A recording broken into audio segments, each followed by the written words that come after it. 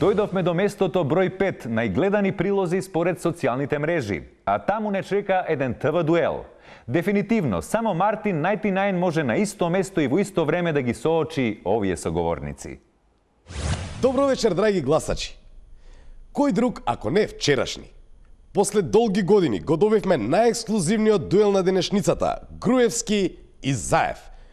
Господа, добро вечер, ова нека биде фер дуел, ве молам да не си упаѓате во збор, воспротивно ќе бидам принуден да ви исклучам од дуелот. Па, еве, би започнал со ред. Груевски, на што е фокусирана вашата програма? Реално, кому сте насочени, кога ќе фатите овој пат? Ајде да фатиме на посиромашните, да евентуваме се и се што. Заев, вие постојано зборувате за некако поврат на пари. Дали планирате нови задолжувања? Од каде па се уште пари во нашата државичка? Еве од каде. Сите пари ќе ги врати расипничката фамилија на власт. Сите до денар. Заев, де кажи како беше она изреката старите што ми ја кажува, не ми текнува како беше, зошто е добро да се биде на власт? Не ви текнува дедовците што кажува кога не знаете зошто што е посреди? Пари се во праша. Пари, пусти пари. Значи за пари се работи. Груевски, треба ли народот да знае колку пари вие сте заработиле со политика досега? Треба тоа да се каже и треба тоа народот да го знае, затоа што е многу лесно да се преспета. Господине Груевски, јас вака како новинар не се разбирам многу од економија, па може ли да ми објасните колку проценти се земаат од една сделка, на пример 10 милиони евра? Па на тие пари 15%. Затоа што многу мислат дека 15% на целата сума. Ја ништо не ве разбрав.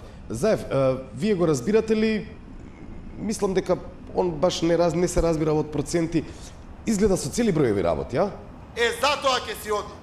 Затоа што ништо не разбира кога се по прашање проценти и пари за граѓаните. А многу добар економист е за милиарди на фамилијата и на неговите лични сметки. Да. Се извинувам, господине Груевски, ќе може ли да ни објасните зашто ќе ви се милиардите? Мислам, каде ќе ги потрошите? За вода, за храна, за електрична енергија, за јавен превоз. Така, животот е скап. Но, бидејќи сме при крајот, што ќе им порачате на политичките противници?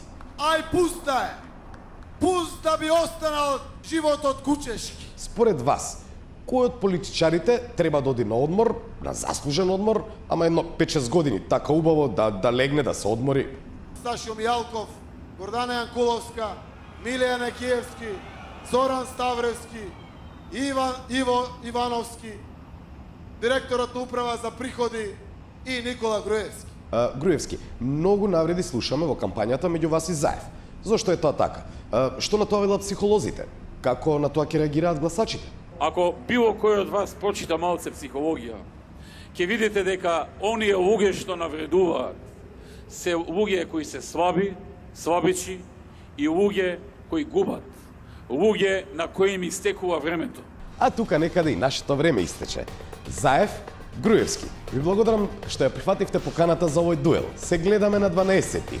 А вам, пријатна вечер.